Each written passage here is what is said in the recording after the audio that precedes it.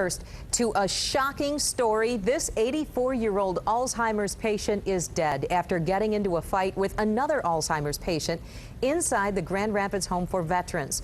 Police are now investigating this as a homicide, and 24-hour News 8's Joe LaFurgey is live at the Home for Veterans. Joe?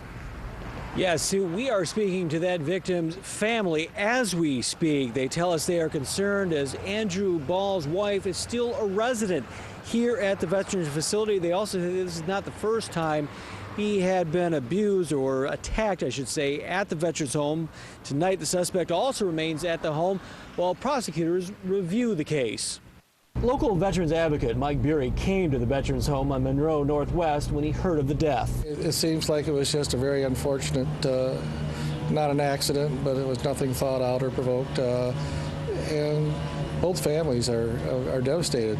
Grand Rapids police say it began with a fight between the victim, 84-year-old Andrew Ball, and the unnamed suspect, also in his 80s. Which probably would have been a minor conflict for most, but probably due to some of the medical issues that they're both dealing with, it turned out differently. Kent County Medical Examiner Dr. Stephen Cole tells 24-hour News 8 Ball suffered bruises to the face. He was brought to the hospital as a precaution, where a brain scan showed no damage and no signs of a skull fracture. Ball was then returned to the home. Staff observed him on Sunday and Monday, and he appeared to be fine, according to Cole. Tuesday, he was found dead in his room.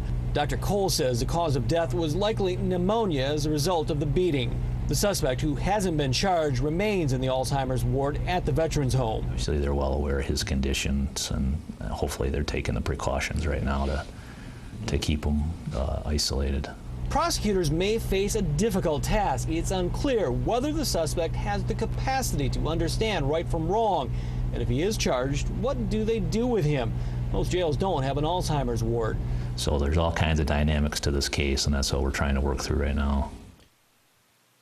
Officials with Veterans Affairs in Lansing, if any additional precautions were being taken to make sure the suspect doesn't harm anyone else or doesn't try to harm anyone else, they would not comment, citing the fact that this is an ongoing investigation. Also talked to prosecutor's office, been in touch with the prosecutor's office this afternoon. And again, they tell me they are still going through the reports in this case. No charges today. Live in Grand Rapids, Joe LaFurgey, 24-hour News 8.